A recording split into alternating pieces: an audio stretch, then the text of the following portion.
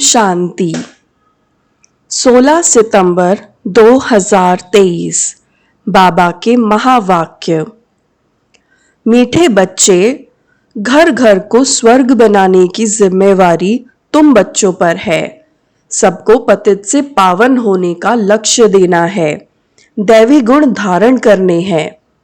आज मीठे मीठे बाप दादा ने प्रश्न किया, ईश्वरीय गोद में आने से तुम बच्चों को कौन सा अनुभव होता है? उन्होंने उत्तर में समझाया, मंगल मिलन मनाने का अनुभव ईश्वरीय गोद में आने वाले बच्चों को होता है। तुम जानते हो, संगम युग है ईश्वर से मिलन मनाने का युग। तुम ईश्वर से मिलन मनाकर भारत को स्वर्ग बना देते हो। इस समय तुम बच्चे सम्मुख मिलते हो। सारा कल्प कोई भी सम्मुख मिलन नहीं मना सकते। तुम्हारा यह बहुत छोटा सा ईश्वरीय कुल है। शिव बाबा है दादा, ब्रह्मा है बाबा, और तुम बच्चे हो भाई बहन, दूसरा कोई संबंध नहीं। आज की मुरली का गीत है नई उम्र की कलियां। ओम शांति। बाबा जब आते हैं तो पहले कुछ समय साइलेंस में बैठना चाहिए, क्योंकि पहले पहले दान दिया जाता है याद का। याद से ही पतितों को पावन बनाना है। तुम बच्चे दान दे रहे हो और ले रहे हो। बाप आकर कांटों से कलियां बनाते हैं, फिर कलियों से फूल बनते हैं। तुम जानते हो, हमारी सर्विस ही है हर एक को स्वर्ग के लायक बनाना, जैसे तुम बन रहे हो। बाप आकर पहले हेल्थ, पीछे वेल्थ देते हैं। पहले शांति, फिर सुख। वास्तव में सुख दोनों में है। तुम बच्चों को सुख और शांति दोनों चाहिए, और जो सन्यासी आदि हैं वह सिर्फ शांति चाहते हैं। सन्यासी सुख नहीं चाहते हैं। सुख तो वह दे न सके। अगर शांति देवे तो भी अल्पकाल क्षण भंगुर सुख के लिए। कहते हैं कि सुख तो कागविष्ठा समान है। सन्यासी बहुत करके शांति चाहते हैं, मुक्ति के लिए। मुक्ति दूसरा कोई तो दे नहीं सकता। इसको बेहद की मुक्ति, बेहद की जीवन मुक्ति कहा जाता है। सो बेहद का बाप ही दे सकते हैं। तुम जानते हो, इस समय सब कांटे हैं, कांटे चुभते हैं।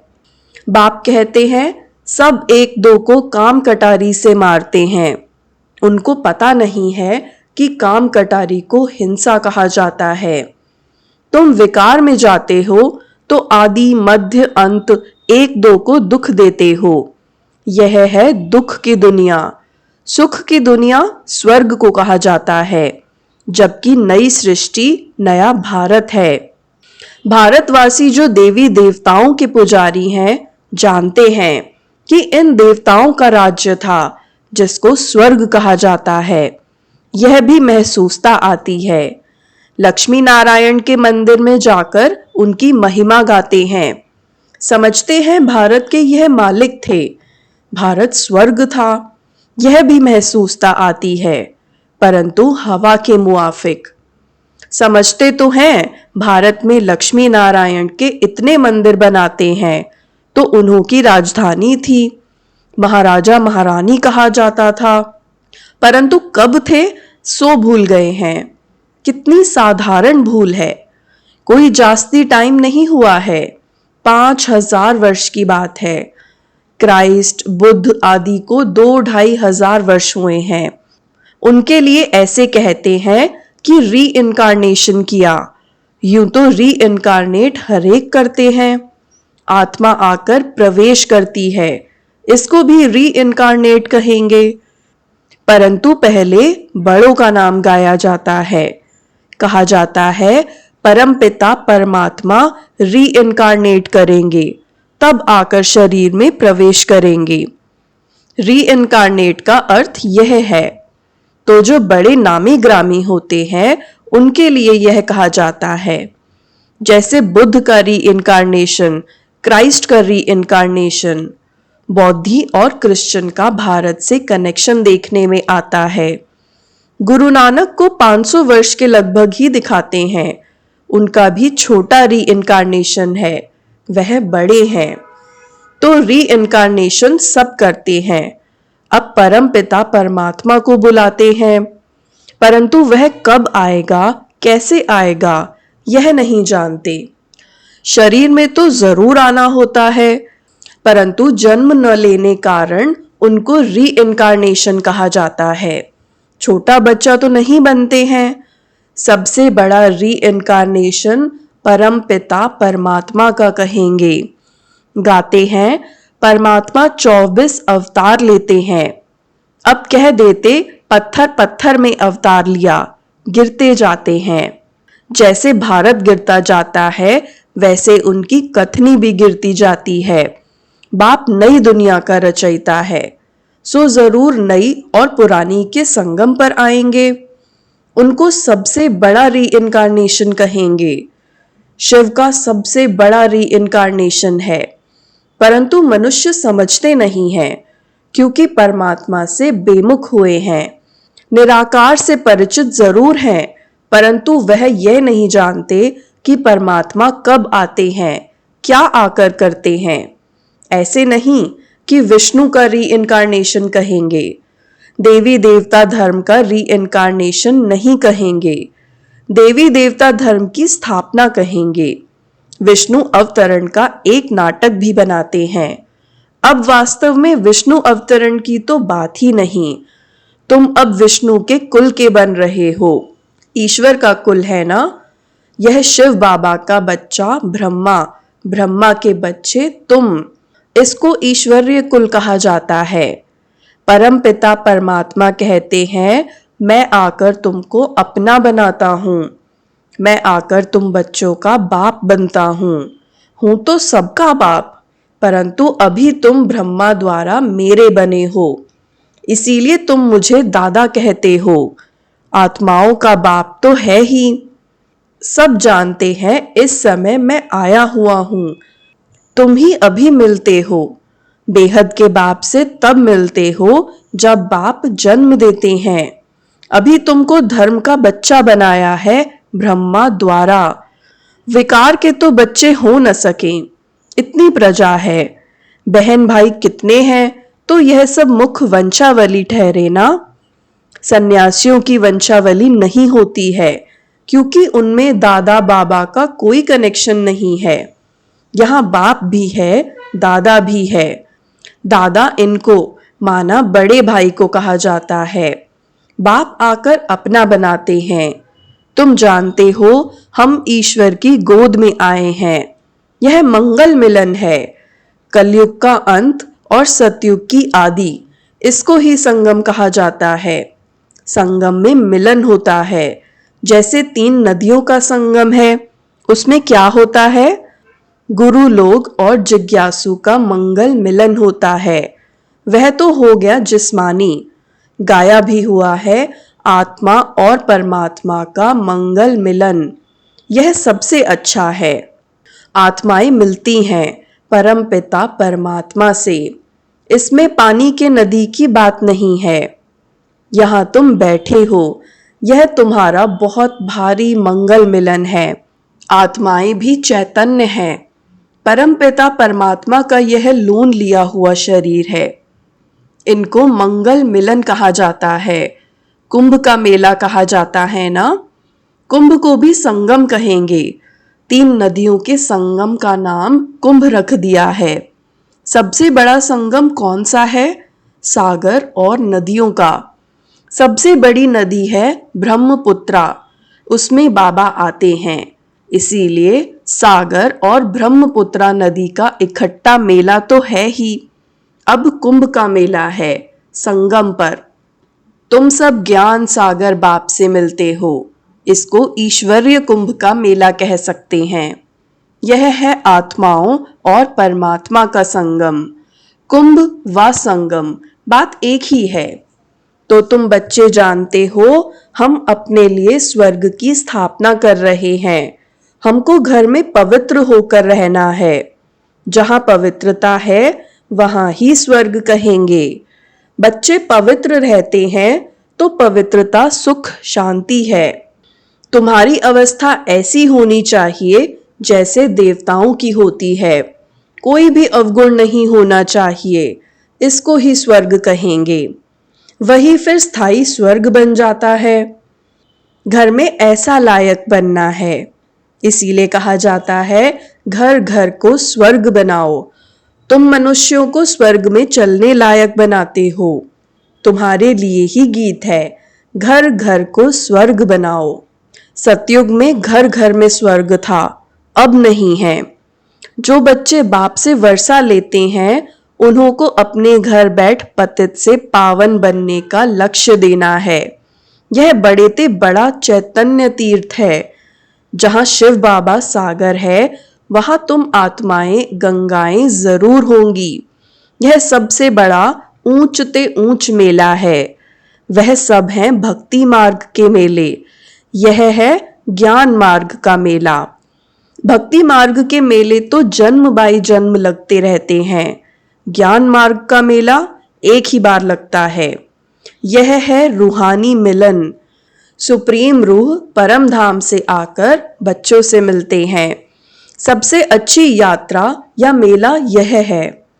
यह चैतन्य सागर तो कहां भी जा सकते हैं। वह जड़ सागर तो कहां नहीं जाता, यह सागर जाता है। तुम नदियां भी जाती हो निमंत्रण पर। ज्ञान सागर इस ब्रह्मपुत्रा नदी के साथ चलते हैं। तुम भिन्न भिन्न प्रकार की नदियां हो, कोई पवित्र है, कोई अपवित्र है। कोई कोई समय ऐसे बहुत आ जाते हैं जो पवित्र नहीं रह सकते हो, फिर भी आते तो है ना। बाहर के गृहस्थी भी आते हैं, अलाउड किया जाता है। ऐसे भी नहीं सबको अलाउड करेंगे। कोई मित्र संबंधी आते हैं जिन्हों को उठाने के लिए अलाउड करते हैं, नहीं तो कायदे बहुत हैं। इंद्रप्रस्थ में कोई पतित आ न सके। कोई भी पंडा व सब्ज परी आदि कोई भी पतित को साथ में ले आ नहीं सकती। इसीलिए बाप कहते हैं खबरदार रहना।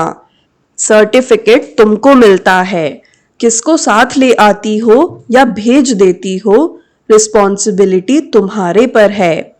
यूं तो सेंटर पर तो निमंत्रण भी देते हैं, कितने पतित आते होंगे। सेंटर पर पतित आए तब तो उनको पावन बनाओ। यहाँ तो सागर बैठा हुआ है तो नियम रखे हुए हैं, नब्ज देखी जाती है।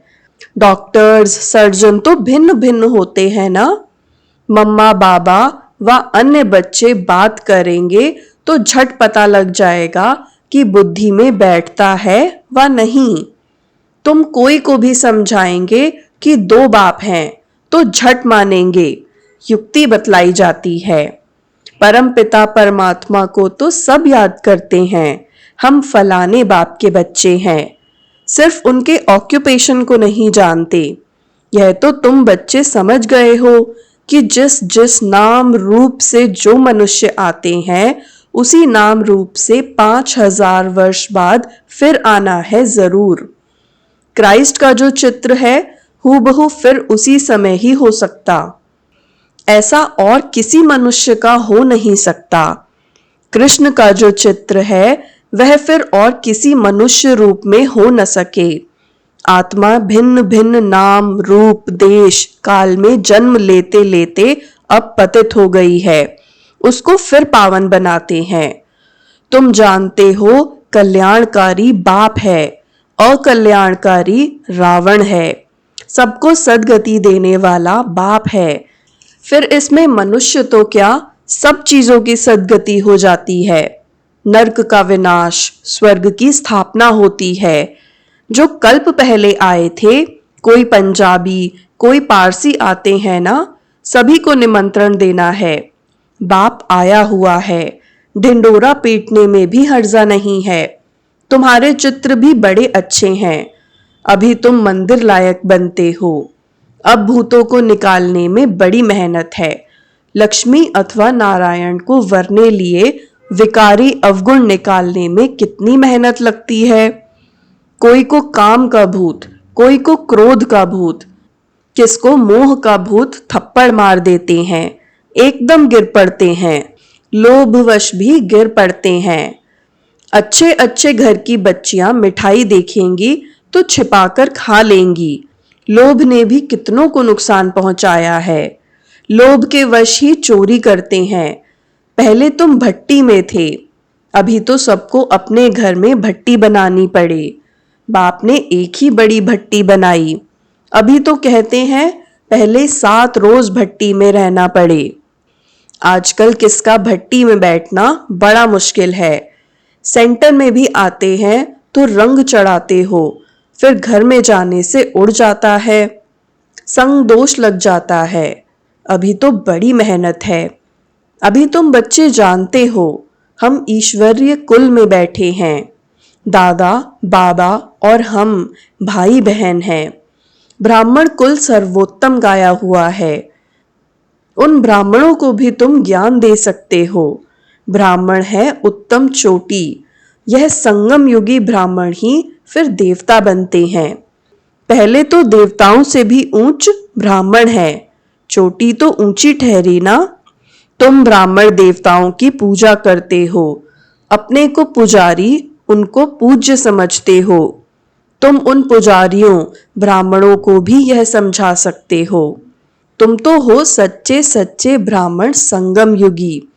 तुम ब्रह्मा मुख वंशावली हो, फिर तुम सो देवता बनते हो। स्वर्ग का देवता जरूर परम पिता परमात्मा ही बनाएंगे। अच्छा, मीठे मीठे सिकिलधे बच्चों प्रति मात पिता बाप दादा का याद प्यार और गुड मॉर्निंग। रूहानी बाप की रूहानी बच्चों को नमस्ते। रूहानी बच्चों की भी रूहानी बाप दादा को याद प्यार गुड मॉर्निंग और नमस्ते। धारणा के लिए मुख्य सार। पहला, अंदर के अवगुणों की जांच कर उन्हें निकालना है। संग दोष से अपनी संभाल करनी है। देवताई गुण धारण कर स्वयं को लायक बनाना है। दूसरा, घर घर को स्वर्ग बनाने की सेवा करनी है। भूतों को बाप की याद से भगाना है। बाप के साथ मंगल मिलन मनाते रहना है। वरदान, अपने अनादि संस्कारों को इमर्ज कर सर्व समस्याओं को पार करने वाले उड़ता पंछी भव। अपने अनादि संस्कारों को इमर्ज कर सर्व समस्याओं को पार करने वाले उड़ता पंछी भव। आप सब अनादि रूप में हो ही उड़ने वाले, लेकिन बोझ के कारण उड़ता पंछी की बजाय पिंजड़े में पंछी बन गए हो। अब फिर से अनादि संस्कार इमर्ज करो, अर्थात फरिश्ते रूप में स्थित रहो। इसी को ही सहज पुरुषार्थ कहा जाता है। उड़ता पंछी बनेंगे तो परिस्थितियां नीचे और आप ऊपर हो जाएंगे। यही सर्व समस्याओं का समाधान है।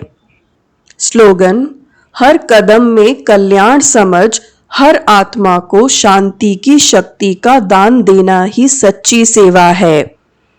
हर कदम में कल्याण समझ हर आत्मा को शांति की शक्ति का दान देना ही सच्ची सेवा है। ओम शांति।